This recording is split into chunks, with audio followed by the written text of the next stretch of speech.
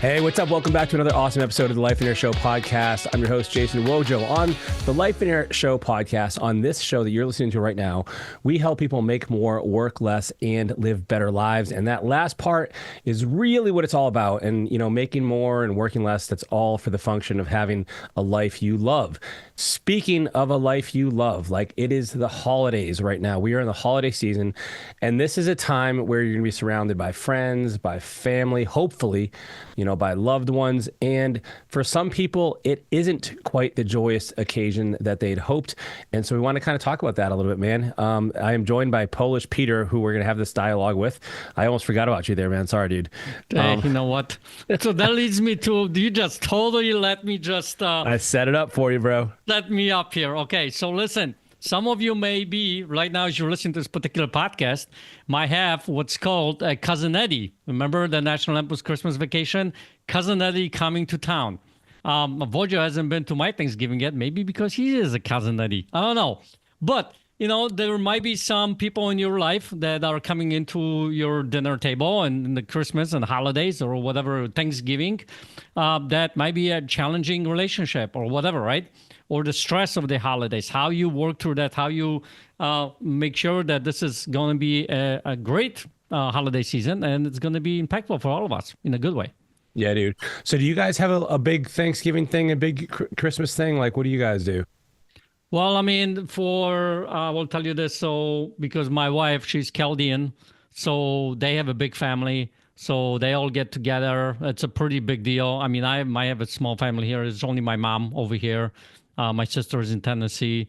So, so it is on that side. Yeah, it's a pretty big thing. And they have their own little customs. And I mean, I have my customs from when I was growing up and traditions that we do. So we try to incorporate some of those things back and forth. And for Christmas Eve, sometimes we go to my mom's for like a Christmas Eve dinner. It's a big tradition in Polish culture. It's called Vigilia. So we do some of those things. But how about you guys? Yeah, man, we have, you know, my wife's family, my family, we all kind of get together. You know, most of my family is close, so we kind of all try to get together. And, you know, I love the holidays, and especially, you know, Thanksgiving, Christmas. It's just this awesome holiday. You know, I guess the whole thing starts with Halloween, but like, I think you have an issue because I think there's three kind of things I think it's worth talking about here. Is like, one is, you know, how do you deal with the holiday season if maybe it's a tough time for you, and if you don't have family around, or if you're feeling isolated and lonely and kind of you don't have that celebratory spirit. The second thing is like when you mentioned, like, you know, you have cousin Eddie at your house, or, you know, some member of your family maybe that you don't super get along with, or maybe even downright don't get along. How do you handle that? Mm-hmm. And the third thing is, you know, how to avoid just the stress in general of the holidays. Because for a lot of people, it can be very, you know, I gotta cook all this, I gotta make that, I gotta have, you know, all my presents, you know, all, and it can be super stressful, and you kind of miss the whole purpose of it, man. Right.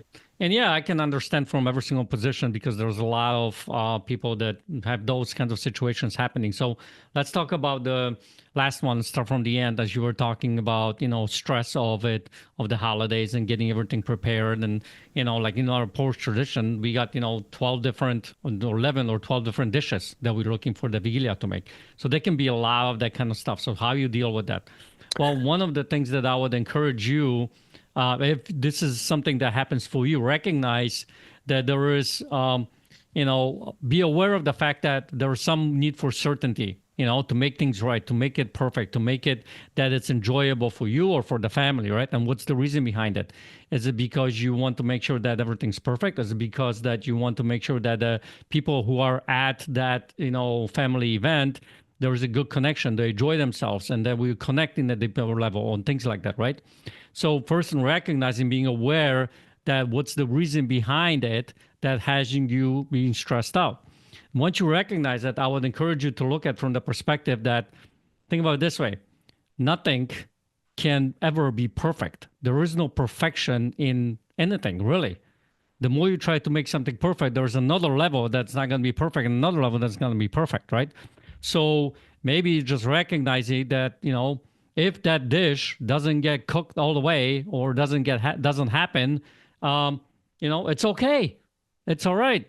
And I will tell you this, like from my childhood, from my experiences, sometimes the hiccups were the coolest, most memorable times of my childhood, right? And growing up, and even in today's, as I was an adult. So sometimes those things that don't work out as well as you would like them to can be one of the coolest, most memorable, fun events to remember later on. Do you have anything to add to that? Yeah, dude. For me, it all starts with like really, when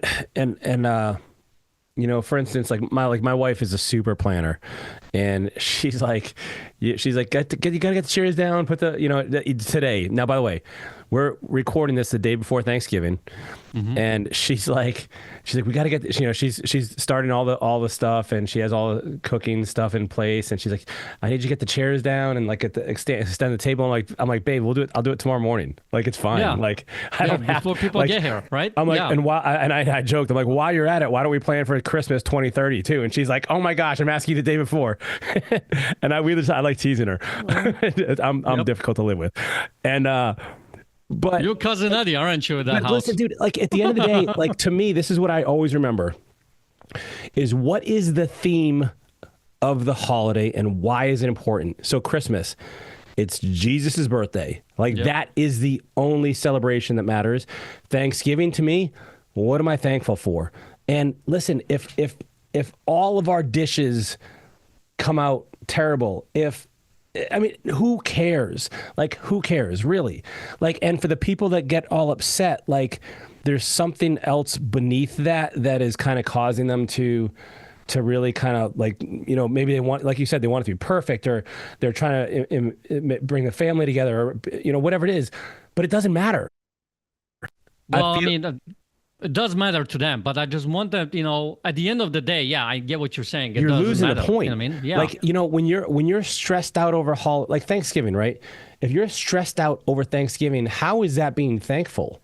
Like to me, today, my 6-year-old is off from school, and so we made cards. And it says like Happy Thanksgiving, and inside she was writing what she's thankful for, and like I love that, and I want that. I remember I've never done this before for my family. I went to my one of my friend's houses several years ago. His name was Nick, and everybody went around in a circle, and they said, "Hey." And I'd never done this before. I'm like, what's going on right now? Like, and everybody took a second to say what they're thankful for. And I'm like, dude, I freaking love that, man. Like, it's awesome. Like, and listen, I love stuffing my face. Yes, I love passing out because I'm so full of turkey, but none of that really matters. And so like, I just encourage anybody that has an annoying family member, or maybe you guys argue over politics, or someone's kind of obnoxious, or there's some beef. Like, who cares? Like, let it go. Like, it's not important. Don't let it ruin your day. Don't let it ruin the theme of why you are celebrating together. And you know what? Maybe just have a second of reflection on not only how thankful you are, but also like, and we talk about this a lot in the podcast too, man.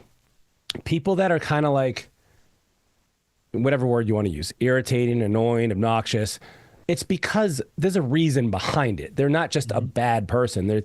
They've gone through things, or they're experiencing things, or they're stressed out, or they were raised up a certain way. Like, yeah, so you don't have to like make a story about it as if like you just blame and I mean just enjoy yourself. Like, that's what it's all about.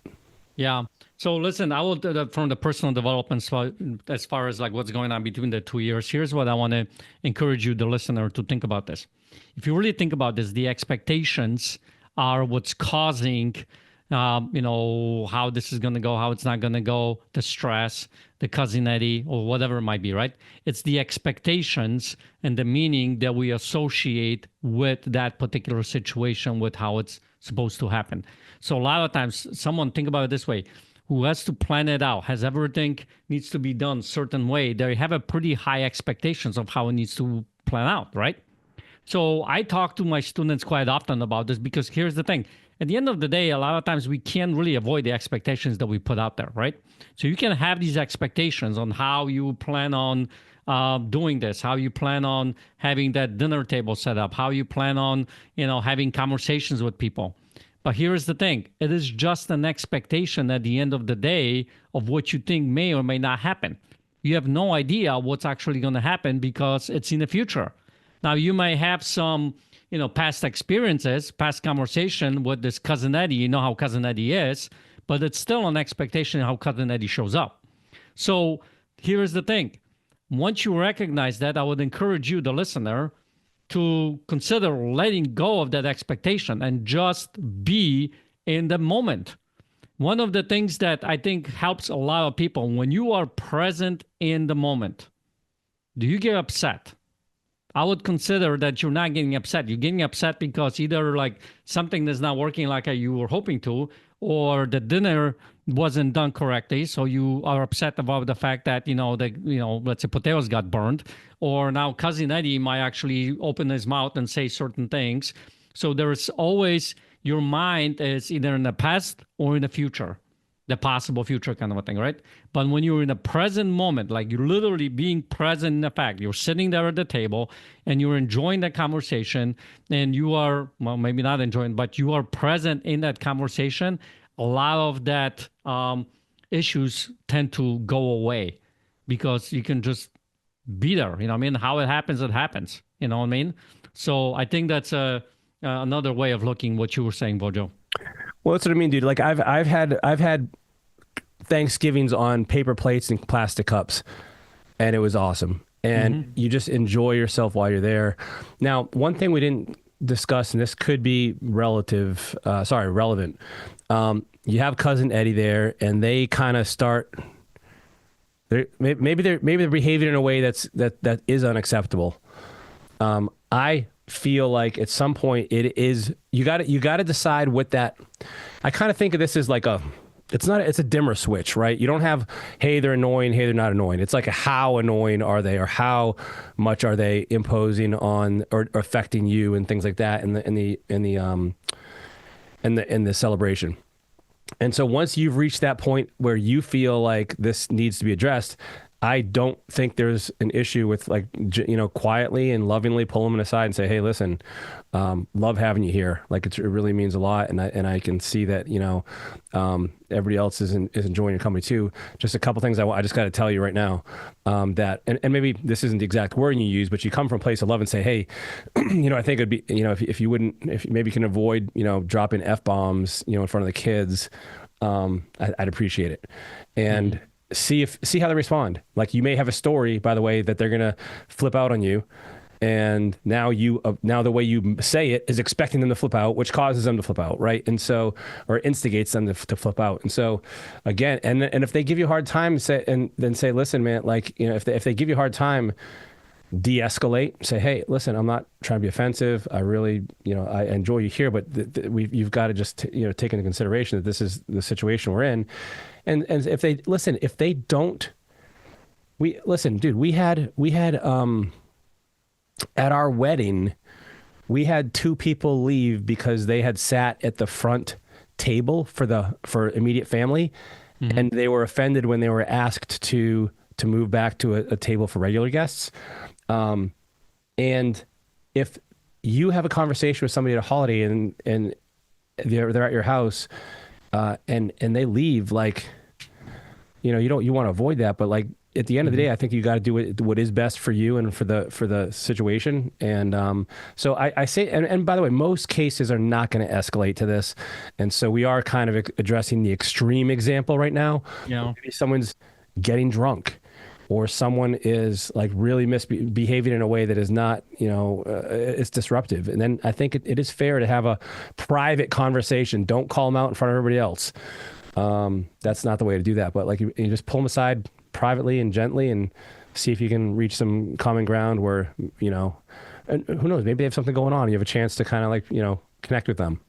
Yeah. Or someone is dumping their, from his RV into the sewer in front of the house. Yeah. Hey.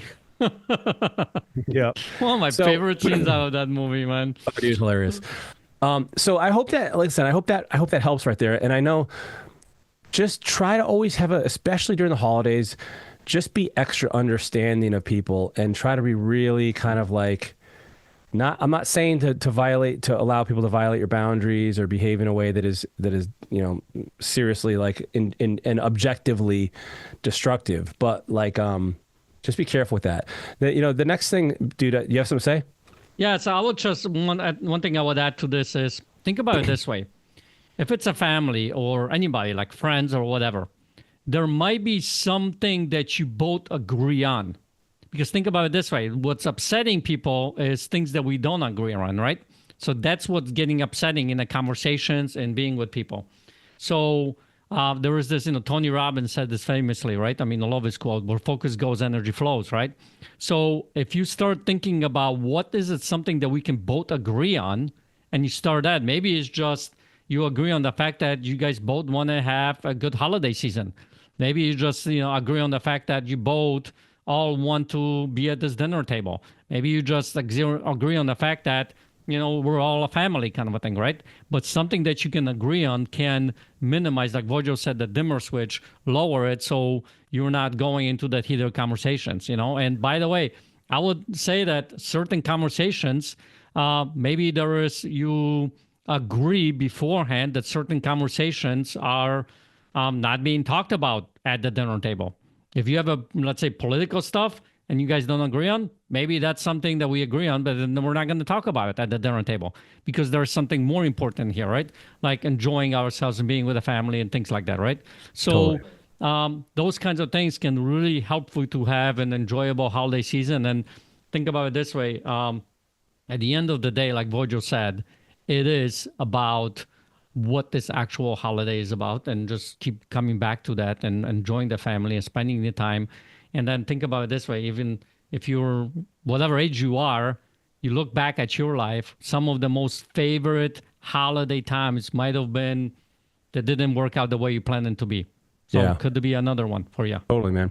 Well, and the other thing I'd say is, like, let's say for the person who maybe they're alone for the holiday season, or they are feeling like, there is a lot of tension in their family, and they're not gonna be able to enjoy it. I'd say something similar, and that is like remembering the theme, and what's behind the holiday while you're celebrating it can really help with this. And what I mean is, like, at the end of the day, let's take Thanksgiving for instance, because it's right around the corner. Let's say you're not celebrating Thanksgiving dinner for whatever reason. What could you still be thankful for in your life? And you can use that instance and that reflection to enjoy the progress you've made, the things you've experienced, the people you're surrounded with, even if it's not right then in that moment.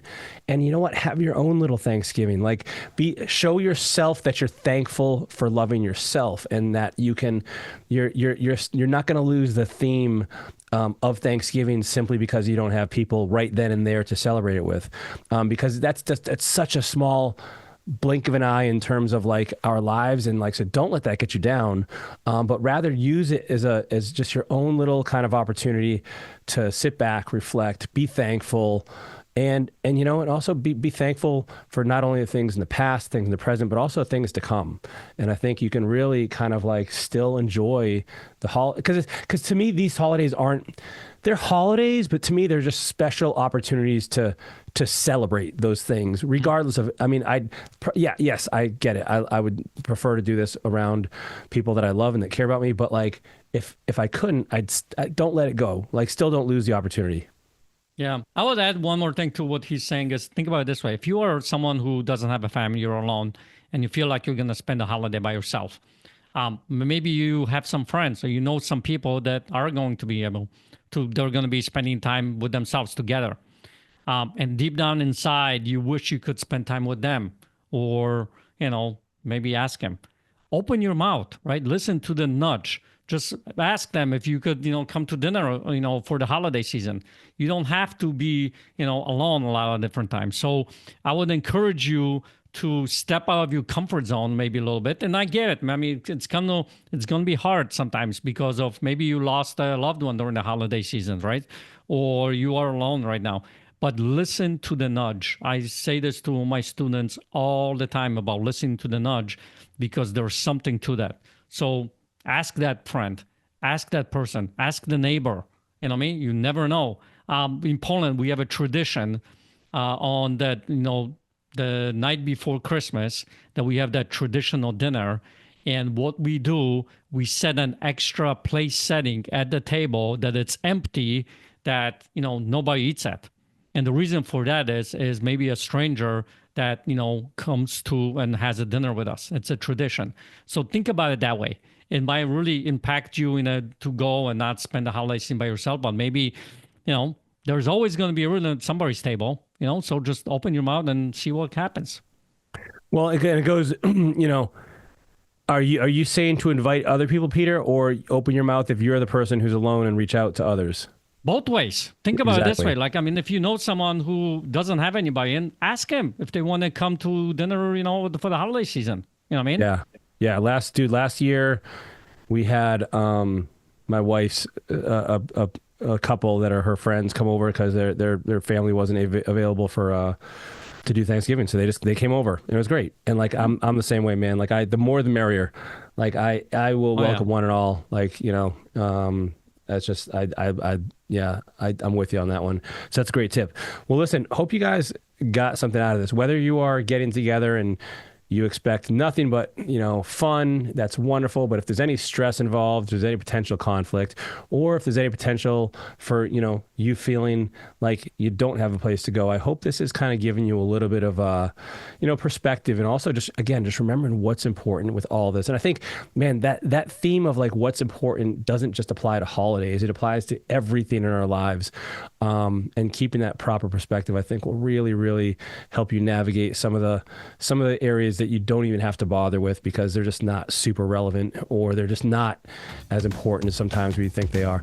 If you like the episode, we'd love for you to share this with somebody who maybe needs to hear this message. If they might be someone who is going to experience something other than pure bliss for these holidays. And as always, we are with you guys here as well. Hope to catch you soon. Take care, everyone.